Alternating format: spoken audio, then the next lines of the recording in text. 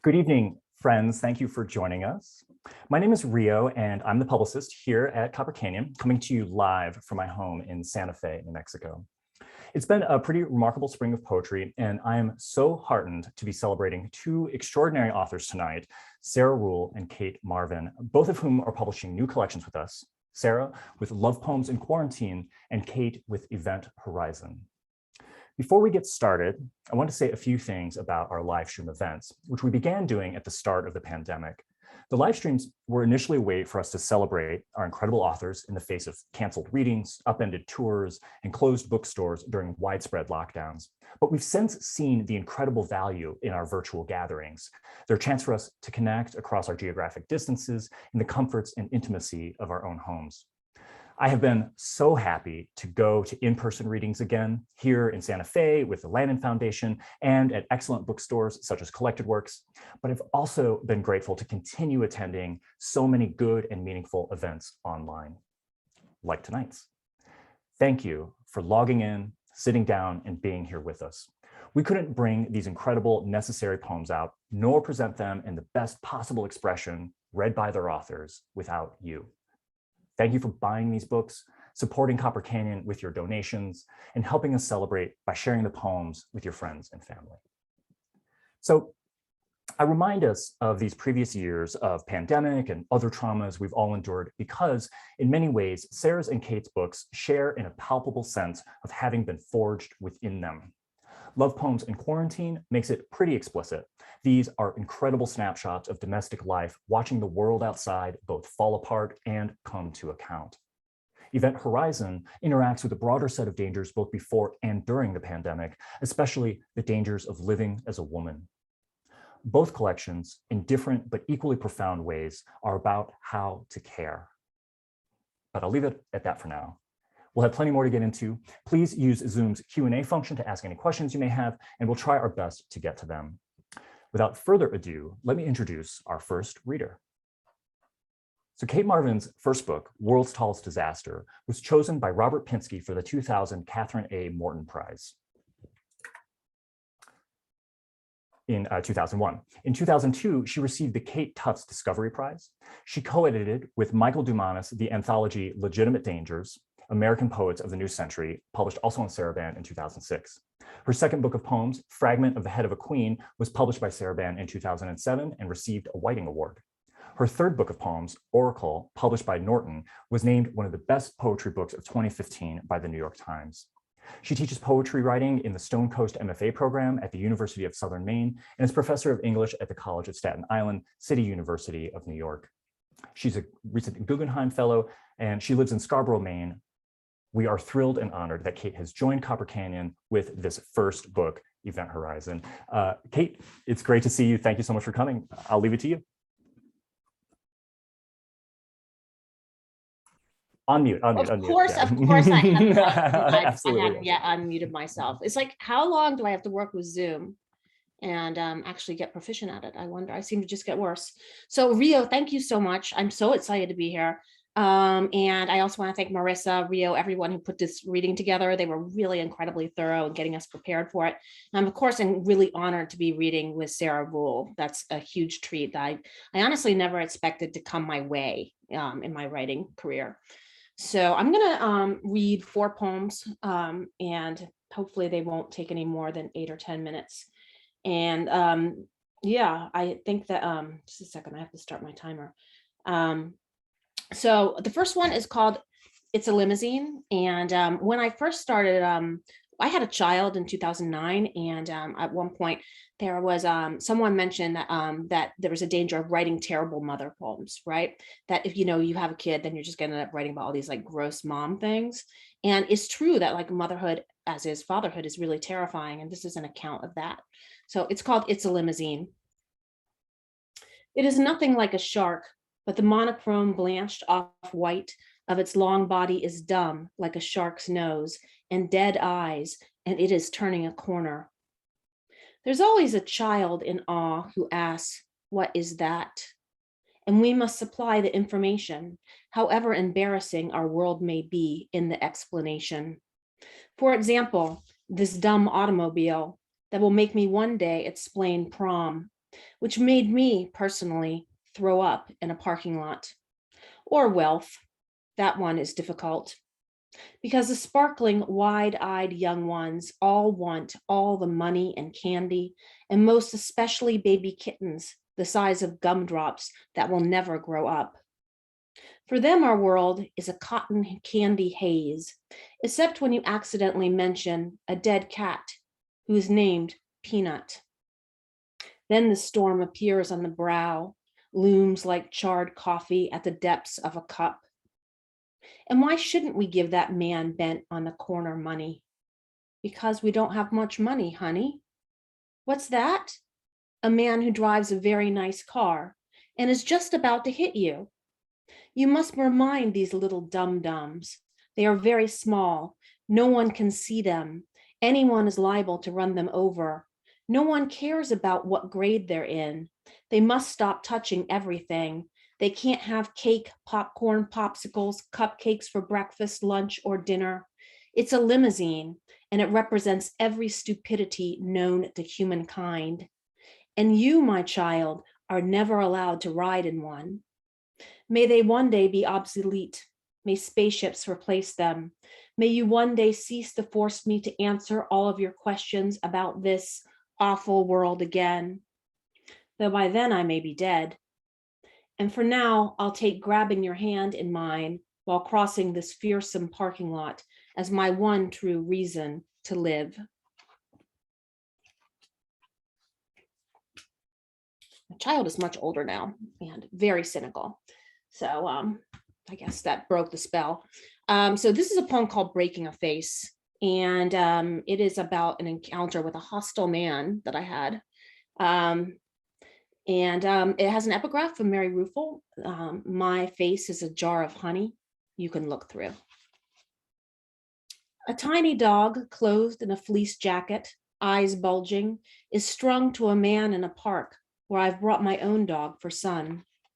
This man takes umbrage, I curse aloud when Charlie twists his leash and my wrist, muttering, "It must be your female nature." And the blood in my mouth is hinged on the crisp edge of a cliff.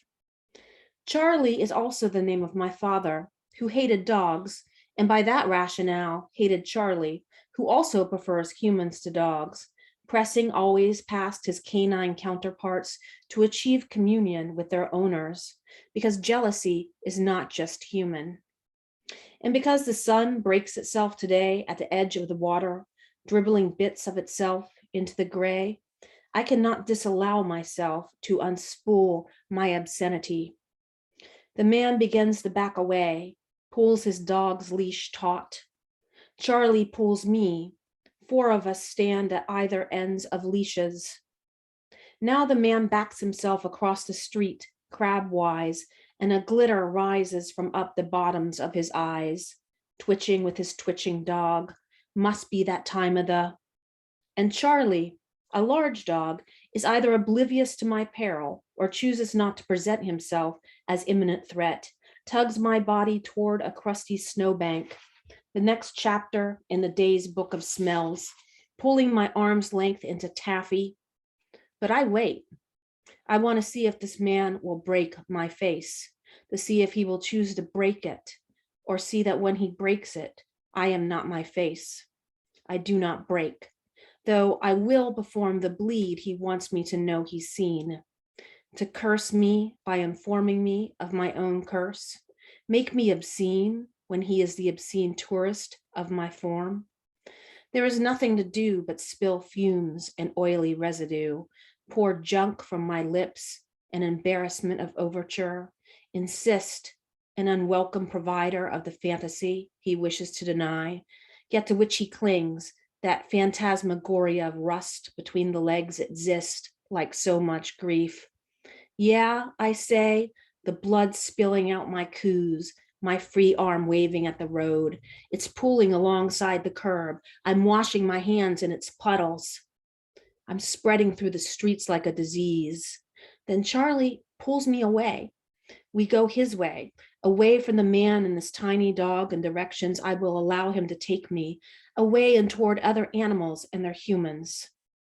My father didn't just hate dogs, he hated animals in general. He wasn't a fan of children either. When I see red, I think of him. The first time I saw red was when I talked to him.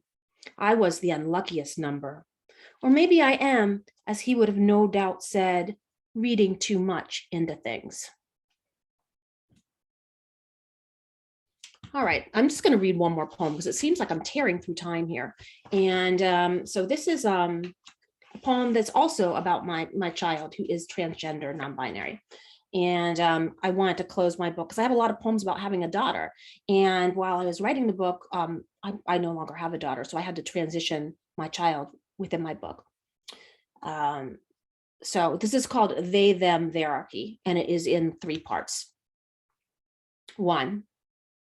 It didn't matter that my daughter turned into a sun and then back again into a flame and cut their hair off and flew up into the sky with a burst of feathers I'd used to dust away the cobwebs, or that I had taken to dressing as the battered women's hotline, that my stalker was trying to pretend we'd never stood before that judge in Essex County who stated, "There is no reason you ever need to talk to her again," instead writing me an email as if we had remained friends, or that the woman who ran the session on domestic abuse said, "It only takes a minute of stopping oxygen from getting to the brain to cause brain damage," gestures, hands grabbing at her throat on the Zoom screen. I too have been strangled. Women's faces collect in rows of chocolate box squares on my laptop. Each one may as well be me. We look back at one another. 2. I was curled up inside my own daughter, waiting for her to ask for a razor. She was getting to be that age. Her fingernails were long and elegant as spoons, not gnawed like mine. Her teeth I love a lot, yellow ivory tablets behind plush lips. She had inherited the nostrils of my grandmother. They were tiny and imperious as those of a hippopotamus. In fact, the one prayer I'd made for her was to not end up with this particular nose. But when I saw it on her, I saw she pulled it off. It was bitterly, cruelly cute, a challenge because if her nose was stuffy, folks could see right up it. She was not a feminine daughter either, which suited me better. She'd sliced the ice skates right off her ankles and refused to dance. Her hands, however, were almost unnaturally feminine, the digits slender, nails tapered. It's the hands that will give them away. 3. My daughter is gone. She snuffed her name. It meant light. I spent months thinking it up. When they were 4, the man I was with told me he thought my kid had a bad streak. This coming from a blackout drunk who spent his days looking out from his 2nd-story window, chain smoking, casting terrible stares down at me whenever I pulled into the driveway. They can't remember any of this, nor the day I scooped them up into my arms, put them in the car, and we drove away. Perhaps it feels this way to them, like they are driving away from something dangerous, their name. A name becomes one's face. Sliding the wand, the nurse said, "I think it's a girl." Now, women's faces collect like tears in a spoon. Who in their right mind wants to be poured in among with them? We don't keep enough mirrors in this house. They are more beautiful than they realize. Thank you.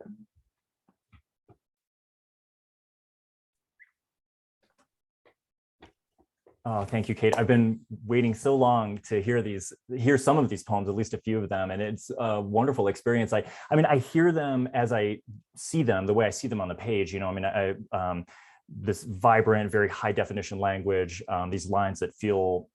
I was thinking of trying to think of how to describe this and listening, but they feel full of all these polished edges and and it's just a really wonderful experience. I mean, particularly with some of the subjects that you're dealing with in this kind of self-possession and this sort of, flirtation with that self-possession, which is great.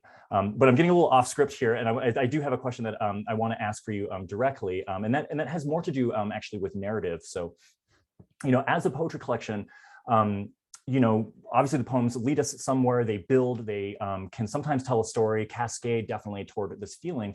But on an individual level, I feel that many of the poems in Event Horizon have this very strong narrative consciousness.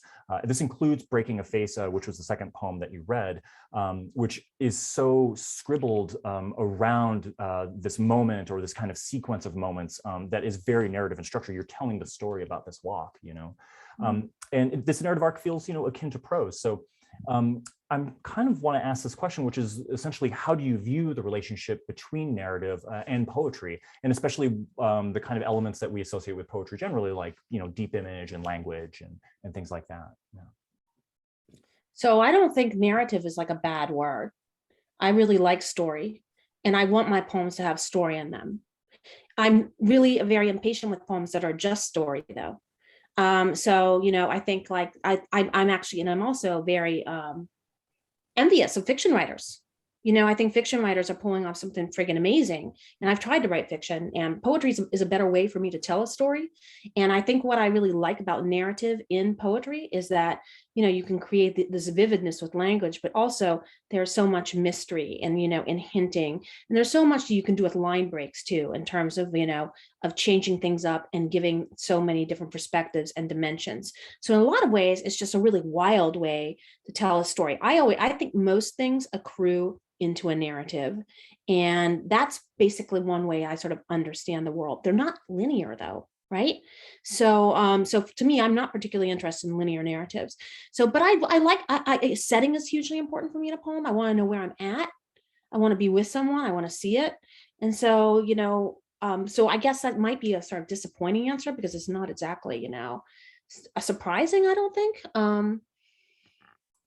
Yeah. No, yeah, absolutely. I mean, what I hear in that is this kind of twinned energy that is both expanding what narrative can be through poems, making wild narratives, lending wildness to the narrative of the poetry, but also still being in respect of what a novelist does, or something like that, the scale of what they do. And yeah. I mean, I kind of think poetry is like it functions a lot like music and visual art and prose at the same time. Like it has all the things. So it's kind of like you're living an experience. You're experiencing an atmosphere, and I want my reader to like exist within an experience. I want them to be really present within it, which is why I have a lot of hyperbole in my work. It's like I can guarantee you my life is like not anywhere near this charge on a daily basis. So. Yeah, I want it to be kind of cinematic. Yeah, absolutely. No, and I hear that infecting it with drama and also this importance of setting. And I really hear you on that. I hadn't really considered that until you said that just now. It's also choreography, right? Because it's the attitude of the speaker, and the speaker sort of positioning themselves and responding to the world and being engaged in these sort of, one-sided dialogues, or, discussing something like in that poem, Breaking a Face, there's this situation with this man, which is just flabbergasting, and all these competing elements at that scene, in this public scene, which I thought was just ridiculous. And so to get into that and figure out how to make that something bigger and make that a larger story about the speaker, by pulling in the father and the father's contempt for animals, so you understand where the speaker's coming from when she doesn't just walk away from this man, but she bends in and starts to get into it with him, and a lot of my book deals with a lot of that hostility with a father figure. And that is a key theme in this book. It is a narrative theme within the book. Also having a child, Yeah, absolutely. I mean, and as I've talked, about the book with folks, I mean, the father figure and parenting, and that's all stuff I think we can get into. I think your mention of choreography, I think, is a good segue to just kind of stoke the fires of this conversation a little bit. But let's hear some more poems too here for a second. So that's our segue to our next reader. So thank you so much, Kate, for that brief conversation. Thank you, Rio. Yeah, thank you for the beautiful poems. And so, okay, so I'm very pleased to introduce our next reader. Keep choreography here in mind. Sarah Ruhl is a playwright, poet, essayist, and professor. She has been a two-time Pulitzer Prize finalist, a Tony Award nominee, and a recipient of the MacArthur Genius Award. Her plays have been produced on and off Broadway, around the country and internationally, where they've been translated into over 15 languages. She's received the Steinberg Distinguished Playwright Award and a Penn Award for Mid-Career Playwrights. Her book, 100 Essays I Don't Have Time to Write, was a Times Notable Book of the Year, was on the New Yorker's Best Poetry, was a Times Notable Book of the Year. Her book, Letters from Max, co-authored with Max Rickvo and published by Milkweed Editions, was on the New Yorker's Best Poetry of the Year list. Most recently, she's the author of Smile, a memoir that was listed by Time magazine as a must-read book of 2021, as well as the librettist of Eurydice, an opera adapted from her 2003 play of the same name, which ran at the Metropolitan Opera this past winter. Sarah teaches at the Yale School of Drama, and she lives in Brooklyn with her family. Love Poems in Quarantine is Sarah's second collection of poems with Copper Canyon. Sarah, thank you so much for joining us. I'll pass it off to you. Hi, what a delight and honor, and what an honor to read with you, Kate. I love those poems so much, and one of the features that's hard about the webinar is you can't hear me kind of laughing and making these sounds as you're reading. So anyway, I hope we get to meet in person one day. And it's also funny about Zoom because, you know, I'm reading this book where I took this photograph outside the window that I'm looking right now, which you wouldn't get in a regular reading. So these poems I wrote over the year of quarantine, and in many ways they functioned as a sort of book of days for me to keep my sanity. And a lot of them are haiku. And I think there was something about the structure of haiku that kept me feeling structured when there was such a lack of structure. And I haven't read any of them out loud really. So I think I'll start with reading some of them. Haiku written with my son in March. The stores are empty and the theaters are shuttered, but my mind is full. I'm skipping ahead some days. It used to be very impolite to cross the street when you saw someone coming. Now it is polite. How holy that day follows night, and how holy that night follows day. Sometimes I felt like that was all I could hold on to, was that holiness. Again, snow. The clarity of snow in an empty field makes me believe again in an empty piece of paper. I have brought the dog with me. Why? And this is written for my friend Jorge.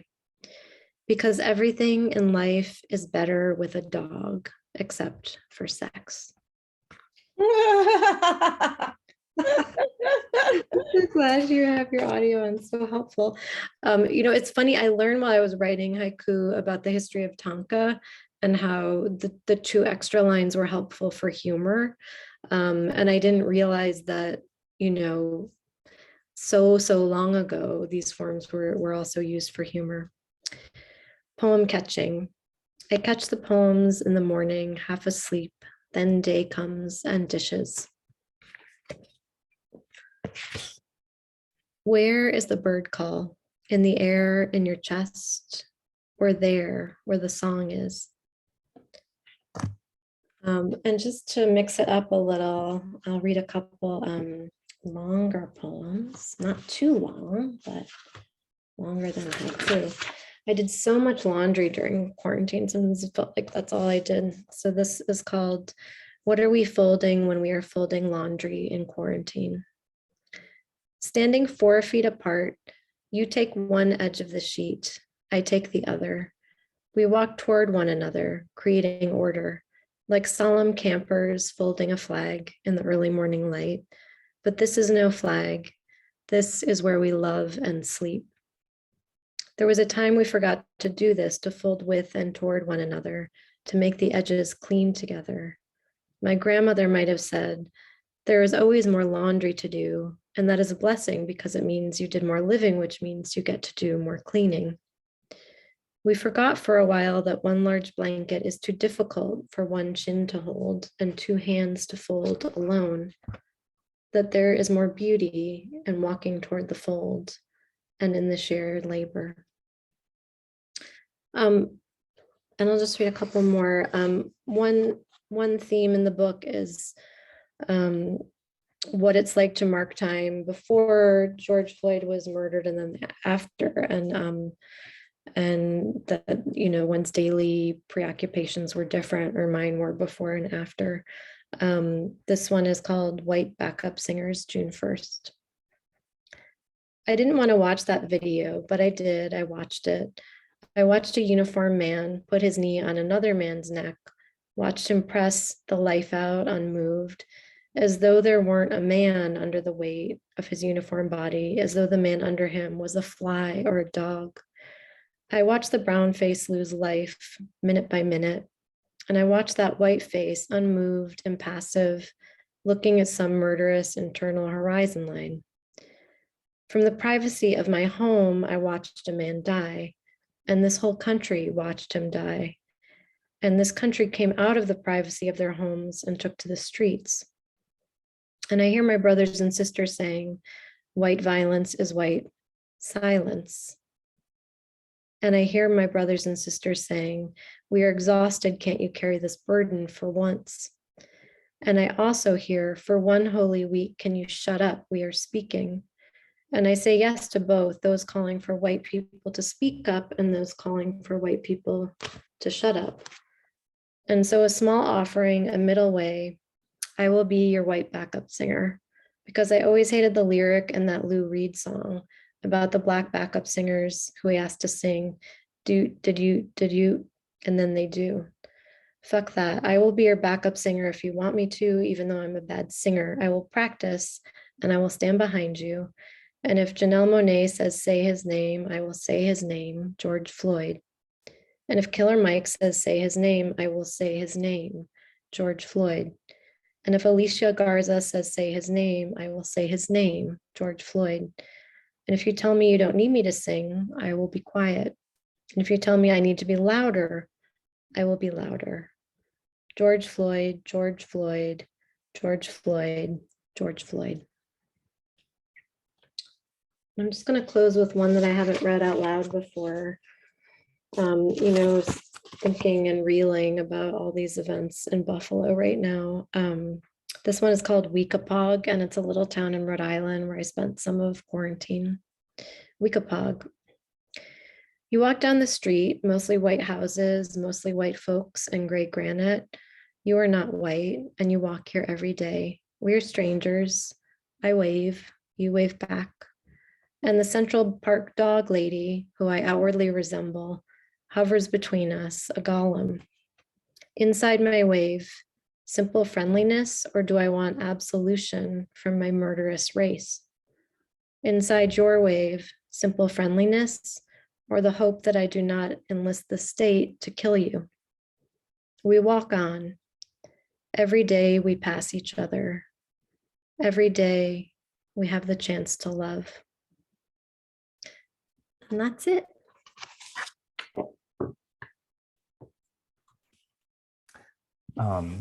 Yeah, thank you so much, Sarah. I'm thinking about, we have described kind of these poems as gnomic, and I'll confess that in a few conversations I've had about these poems, I've described them as isomorphic to people, which hasn't been very helpful, I don't think, of a description, crystalline in structure, and I think some of that has to do with the way that logic kind of, the sequence of inevitabilities leads to this surprising form, a conclusion of some kind. And I think this is happening both in the short and long poems. And I was just really kind of hearing that now as you're reading, both to think about George Floyd and to think of the closing poem and thinking about Buffalo and all of that, and how this logic is kind of leading toward some reckoning, with these events. But again, I'm off script here. And so let me ask you a slightly separate question, which is a question actually about time. And I think this is really important, thinking about the quarantine, So time is such an integrated part of this collection as a whole, of these poems. Some of the poems have date lines. The collection as a whole is divided sort of seasonally. And then we have this really interesting section, which you kind of mentioned, which is the haiku, tanka, and senryu, the short Japanese forms. So kind of curious how this shift to shorter poetic forms and poems and forms that kind of explicitly deal with time, how, like, did that in a way change how you were processing time in quarantine, the writing of these poems, or could it have been the reverse? Did you feel that your processing of time in the quarantine led you to these forms or to a change in form? It's kind of this chicken and egg question for you. Yeah, I think it was happening simultaneously. And I remember at the time I was so grateful to, the New York Zen Center was offering these commit to sit, meditate every day for 90 days in community. And so I was doing that sometimes as a way to mark time. And I think the process of engaging that or committing to that also was leading me to write haiku on almost a daily basis. I might not have written one every day, but some days I might have written more than one. And I was definitely more observant of the natural world than I had been. And I think, because theater is so much of my life, my day job is so much being inside a theater, in the dark, not in nature. And so suddenly nature became my culture. And haiku seemed like such a wonderful way to observe that and sit with that. It wasn't until I started studying haiku that I realized, oh, it's more than 575. It's also seasonal words and these little shifts between the second and third line. And in a way, I'm really happy for my beginner's mind that I didn't know when I began, too much about haiku and kind of learned as I went. Yeah. It's you are the third person in a conversation today to mention the beginner's mind, this Buddhist principle. That makes me kind of ask, like, if you felt as a beginner, I think of haiku in these short forms as something that's trying to maintain beginner's mind, partly because of their challenge. I'm curious how, if you felt that way, if you were challenged by those forms, particularly in a daily practice. I also think the daily practice of them, which is also a fairly common thing, I find that hard to do. But, well, what I love about it as a form is it's often writing about what's right in front of you, the most immediate thing. Yeah. And not thinking in metaphor even, that was something I learned along the way, that simile and metaphor aren't particularly haiku-like structures, partly because there's no room for them in the line system, but also because metaphor isn't the point. The point isn't what the moon looks like. The point is the suchness of the moon, or the moon in and of itself. Yeah. And I think the pandemic was such a shock, really. There was so much to assimilate that sometimes it was all I could do to just sit with what I was thinking or feeling and what was right in front of me. So I found the writing of haiku a wonderful form for that. Yeah, incredible. Well, that's good. I think that brings us actually as a nice segue to a question I kind of want to ask the two of you. And here I'll signal to you, to Kate, to come join us again. Maybe turn your video back on when you can. And then, yeah, there we go. Nice to see you. Yeah. And so part of this is thinking, Sarah, about like the quotidian and this daily practice, and also just being present to that leads me to this thought about the domestic. And so, but let me read to you the question as we have it formulated here. So in both Event Horizon and Love Poems in Quarantine, there are themes that act as a through line and anchor throughout the collection, and images that appear and reappear, these sort of motifs that get developed. Sarah, one for sure is that comes to mind is this idea of laundry, and even my kind of mention of the isomorphic and this idea of folding and these sequences. In one poem, we're folding a blanket, and we walk toward that fold as an image of kind of hope. In another poem, you were talking about racism and see the speaker's separate white laundry from the colors. So this motif that's getting developed. For you, Kate, one motif that we really kind of noted when we were working through some of these questions was the image of the mailbox, going to the mailbox and finding it empty, and this kind of sense of reaching toward meaning, but finding it devoid, this sense of emptiness and loneliness. The thing I would say in both of these sets of images and more broadly throughout both collections is that these motifs really reflect domestic concerns, especially parenting, that you both kind of have talked about. So I was wondering if you could describe your craft in relationship to the home and caretaking, maybe how your craft represents that, and how you think, of course, also the pandemic maybe has affected both caretaking and your craft in orientation to it. I might shoot that to you, Kate, first, but yeah. Well, that's a really intense question. Sorry. It's like, no, good. But like, it's, I mean, it's like, I think everything's a metaphor, right? And so almost to the extent that like, I probably imbue things with meaning that should not have meaning. Do you know what I'm saying? Like I read meaning into everything. So, I think that sort of the function of like household function and the way things work, like I'm always going to pull that stuff into my poems and employ it as metaphor. And I actually also really, I want to have like the experience of the domestic experience of women or whatever, like in my poems, because we've been so discouraged from having it. As like, apparently it's not important or some shit like that. As for the mailbox, mailbox is like so meaningful to me because when I was younger, I wrote so many letters to people and it was like a huge mode of communication for me. And it still is. It was also submissions, right? I was obsessed with submissions, and this is back before the internet. And the mailbox was just this focus of desire, of being recognized, and a great surprise. It's like, Christmas every day. There might be something there, like love letters, or something amazing, something profound. So it's really disappointing, like, and especially, and you know what, I really feel bad for the postal folks nowadays. I feel very bad for them. But the mailbox is not a place of excitement. And then of course, when you enter into being a little bit older of a woman and you're going out to the mailbox, you're more worried about being run over than like someone honking at you. You're just like, I just want to get my mail. And then it's just junk mail. So, that to me was sort of a humorous aspect of getting older and sort of being just another person in the world, which is, I think you start to realize by the time you're older, like, you're not so special. I don't know if that answers your question, Rio. It does, and a few other ones too, I think. Yeah. I kind of want to pass it to you, Sarah. I mean, I think the idea of the domestic, and I mean, just the very idea of quarantine is so explicit in the poems, and of course, caretaking, and yeah.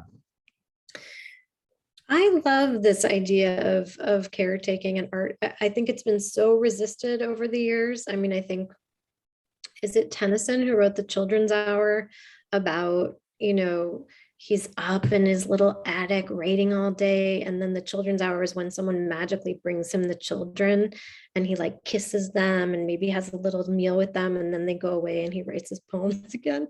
That this was the sort of Victorian fantasy of care and how it intersected with art. And I think we have a different understanding of it now, not just for women, for everybody.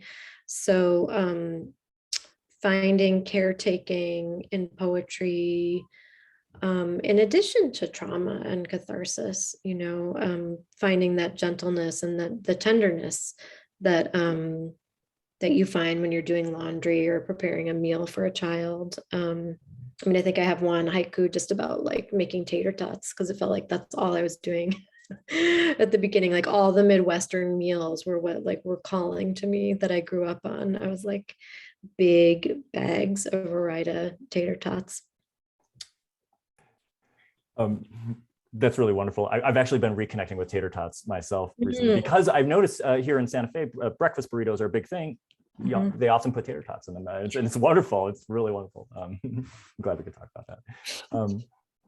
Let me, we actually got a great question in the Q&A that I hope, so I'm going to throw you kind of a live one here, if you don't mind, but I think you both have kind of touched upon it a little bit in this idea of caretaking. And let me, I'm just kind of trying to find it here. It's a great question. I just want to read it verbatim to you. Thank you for this event. And so I'll just speak on behalf of everyone. Thank you again for being here. Could you talk about how to cultivate a reading and writing practice in a world where there's so much despair about? What motivates you to keep picking up the pen day after day? What practices, rituals, or tools have helped you in your creative practice? And here, anyone who wants to take that. I'm happy to speak to that. Yeah, please. It's really pretty simple. You know, I basically would not probably have written this last book if I didn't have a writing group that I meet with every single week at the same time, every single week. And the point is to not like bring in something that's astonishing. It's literally having a deadline and writing something. So I write a poem at least once a week or something, right? So and so having that camaraderie and looking forward to reading their work and having those conversations reminds me that I'm in a company of poets. And it's really what I discovered when I moved to Maine, because I didn't have my poet pals nearby. I kind of had to create a group of poets who I could be close to, and I needed poets in my life. It had to be poets, not just fiction writers. So that saved me, and those friendships are deep friendships that mean everything to me. And so that's what I recommend. And I encourage my students to find those people to do that with, and like hold each other, make each other accountable, make each other bring the work. That's, I think, the most important thing. And reading too, of course, and reading together. Yeah, I too have what I call my pickle council, which is a group of writers that meet every so often to discuss pages or pickles. That's a great name. That's a great group name. I love that. Yeah. I think it began because my friend Andy brought pickles from the East Village and we ate them. And then someone said, does anyone have like a pickle to talk about, because they didn't have pages. So it became the Pickle Council. And we Zoomed a lot during quarantine, I think once a week also, to kind of keep everybody sane. And I also had a group that's used to be called the Writers Army, and then it became the Writers Shift, where you write online at the same time from 9 to noon. And part of me thought, who would want that kind of, it's almost like Big Brother watching you write. But in those isolated times, it was very helpful just to see these familiar faces. No one spoke. It was completely silent, but you just knew you had to come in at 9 and you had to hopefully end at noon, and just put the time in. Because I think there is so much despair, and we have to write against it, into it, through it, over it, with it, around it. We can't let it just be a blanket that covers us up forever. we have to meet the moment that we find ourselves in. Mm-hmm. These are both such inspiring responses. I mean, both in the sense of, I mean, just as you put it, Sarah, of writing into it. I mean, not avoiding it, not letting it overwhelm you, or if it overwhelms you, addressing that, but also this that both of you have gone to these social groups, and holding each other accountable for a creative practice. I mean, I think that's really inspiring in a lot of ways. What we maybe have forgotten are these, some of these groups, or the groups have been kind of, reconfigured, obviously, in kind of digital space. And all that. Well, we don't do it alone. I mean, that's the thing. You think of like writing as solitary, sure. But, you have to, I mean, I owe so much to like the comments and the edits of my friends and insights of my friends into my own work, and so I just think it's important to remember that, the community is what makes writing great and what makes literature. Yeah.